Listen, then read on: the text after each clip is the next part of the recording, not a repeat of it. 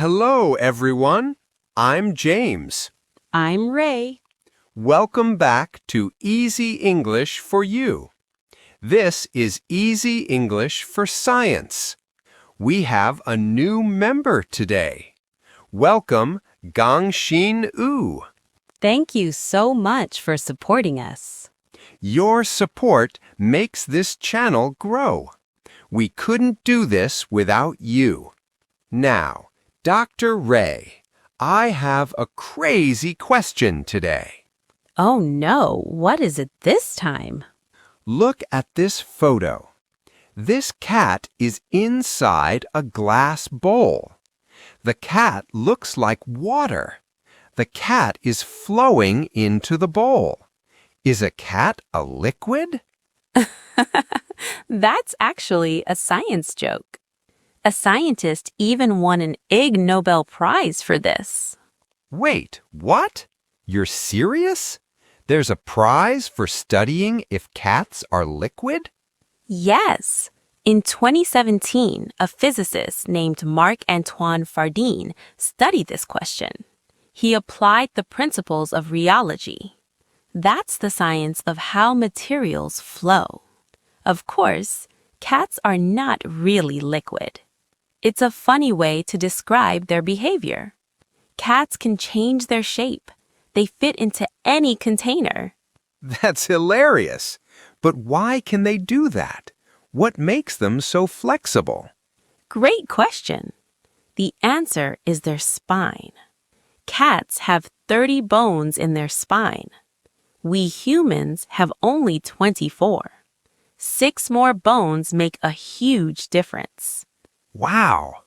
And between each bone, they have special discs. These discs are very elastic, like tiny rubber cushions. This makes their spine super flexible. So more bones and elastic discs, that's what makes them bend like that. Exactly. Amazing! But Dr. Ray, here's what I don't understand. What is it? Dogs listen to us. We say sit and they sit. We say come and they come. But cats, they don't obey. They ignore us. We feed them. We clean their litter boxes. We buy them toys. We are their servants. What makes us do this? That's the big question. And to answer it, we need to go back 10,000 years.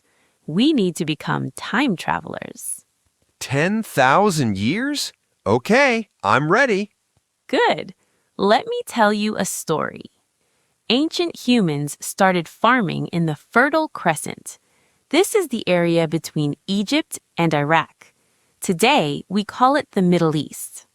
For the first time in history, humans stopped moving around. They built villages, they grew wheat and barley, and they stored grain in big clay pots. But there was a problem. Grain attracted mice and rats, lots of them. These mice ate the grain. They ruined the food supply. Oh no! And guess what animal is good at hunting mice? Cats! Exactly. Cats lived in the nearby forests. They smelled the mice. They saw the mice. So they came to the human villages. So cats came to the farms on their own? Yes. But here's the really interesting part. Humans didn't catch cats. Humans didn't train cats. Cats chose to come. Wait, what? You mean cats domesticated themselves? Exactly. In 2004, scientists found a 9,500-year-old grave. Where do you think they found it? Where? In Cyprus. It's an island in the Mediterranean Sea. A human and a cat were buried together, side by side. Wow! So humans and cats were friends 9,500 years ago. Yes, but here's the mystery. Cyprus is an island. Cats don't swim. So how did the cat get there? I don't know. How? Humans brought the cat on a boat. This tells us something important. The cat was already living with humans. The cat was already special to humans. That's amazing. And James, this tells us something else. Cats lived with humans for almost 10,000 years, but they never became fully domesticated. What makes them different from dogs? Dogs needed humans to survive. We gave dogs food. We protected dogs. Dogs became dependent on us. But cats? Cats are good at hunting alone. They don't need us to survive. They choose to stay with us. It's a choice, not a need. So that's why they don't listen to us. They don't need to. Exactly. And James, different cultures saw this independence differently. How so? What do you mean? In ancient Egypt, cats were gods. The Egyptians worshipped a goddess named Bastet. She had the body of a woman and the head of a cat. A cat goddess? Yes! Killing a cat in Egypt was a serious crime. The punishment could be death. When a family cat died, the whole family would shave their eyebrows to show their grief. They shaved their eyebrows? Really? Yes, that's how much they loved cats. Wow. But what about other places? Well, in medieval Europe, the story was very different. People thought cats were evil. They connected cats with witches and black magic. Why the difference? What makes the same animal a god in one place and evil in another place? Great question. Geography and culture. Egypt is very dry. Almost no rain. Grain storage was very important for survival. Cats protected the grain from mice. So Egyptians loved cats. Cats were heroes. That makes sense. But in Europe, people had different beliefs. They feared cats' independence. Cats hunt at night. They move silently. They have eyes that glow in the dark. People thought this was supernatural. They thought cats had magic powers. Interesting. So the same behavior, night hunting, was seen so differently. Exactly. What makes something good or bad? Often it's culture and context. Fascinating. What about now? How do people see cats today? Today, cats are everywhere. Japan loves cats. Turkey has street cats that everyone feeds. And the internet? The internet is full of cat videos. That's so true. Cat videos are everywhere. There's actually a reason for that, but we'll talk about that in a moment. Okay. But Dr. Ray, you still haven't answered the big question. What question? Why do we love cats so much? What makes us their servants, even though they don't obey us? Ah, now I can answer. This is the best part. Are you ready? Yes, I've been waiting for this. Okay, James. Look at a cat's face. What do you see? Big eyes, small nose, round head. Exactly. Now, what else has these features? I don't know. Human babies. Oh my God. Yes. A cat's face has the same proportions as a human baby. Big eyes compared to the face, small nose, round, soft features. I never noticed that. When we see these features, our brains automatically respond. We feel protective. We feel love. This is called the baby schema. A scientist named Konrad Lorenz discovered this in the 1940s. So we can't help it. Our brains are programmed to love baby faces. Exactly. And cats just happen to have these features. It's not planned, it's not intentional, but it makes us want to care for them. It makes us think they're cute. That's genius. Well, not genius, just lucky for cats. Yes, very lucky for cats. And James, artists and writers notice this too. Really? How? Yes. Lewis Carroll wrote Alice in Wonderland in 1865. Do you know the Cheshire Cat? Yes, the cat that smiles and disappears. Exactly. The Cheshire Cat is mysterious. It's independent. It comes and goes as it pleases, just like real cats. Carroll understood cat behavior perfectly. I love that character. What else? In Japan, there's the Maneki Neko, the lucky cat statue. You see them in shops and restaurants. They wave their paw like this. I've seen those everywhere.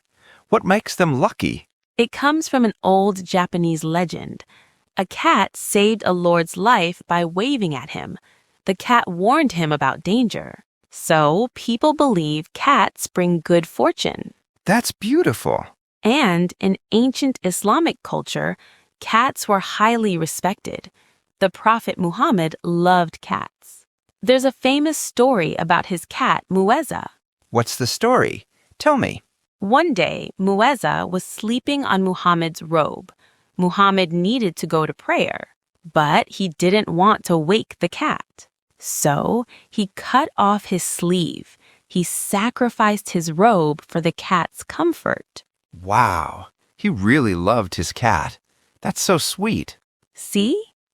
Cats across different times and places, from ancient Egypt to modern Japan, from Islamic culture to European literature, humans are good at loving cats, even when cats don't obey us, even when cats ignore us.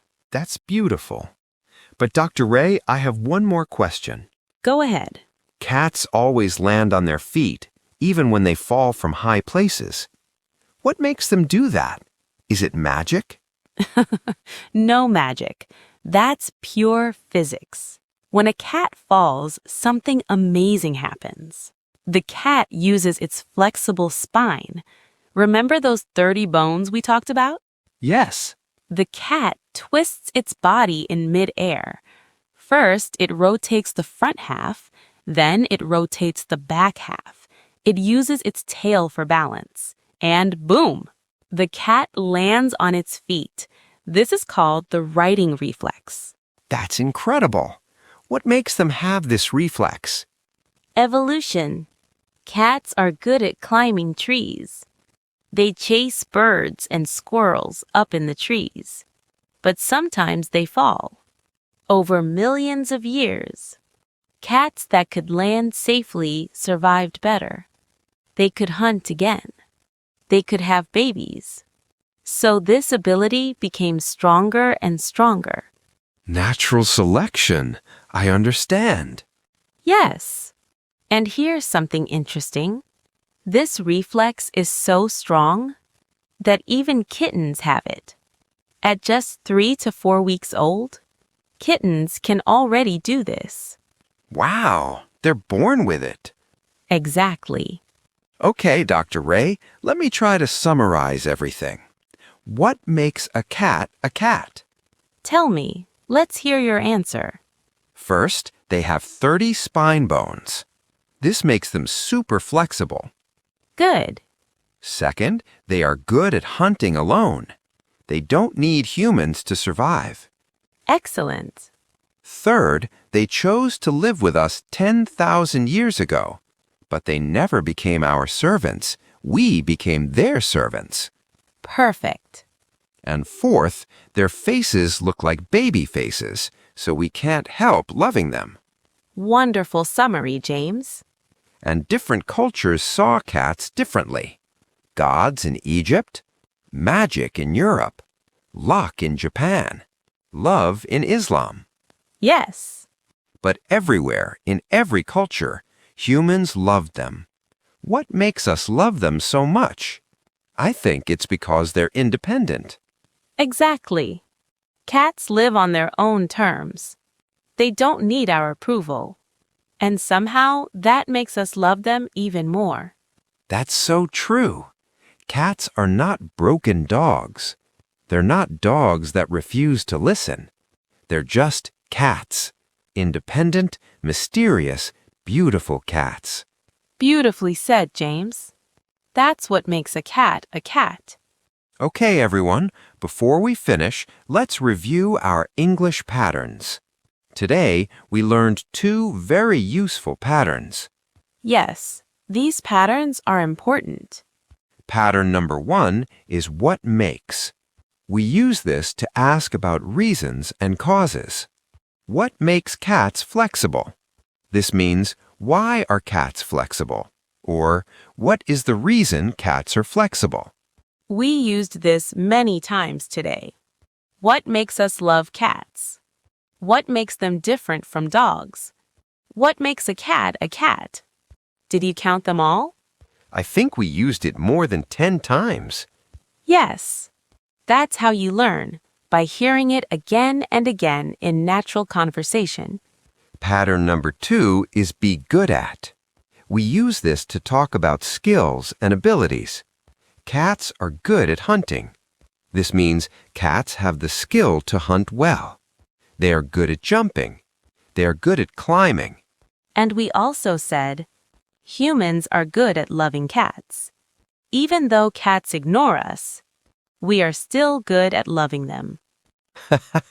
That's so true. These patterns are very common in English. Native speakers use them every day. In work, in school, in casual conversation. Practice them. Everyone, thank you so much for watching. If you enjoyed this video, please subscribe to Easy English for You. We make Easy English for Science every week. And we have many other videos too. Hit that like button. It really helps us grow. Share this video with your friends. And tell us in the comments, do you have a cat? What makes your cat special? What's your cat's name? What country are you from? How does your culture see cats? We love reading your comments. We want to hear your stories.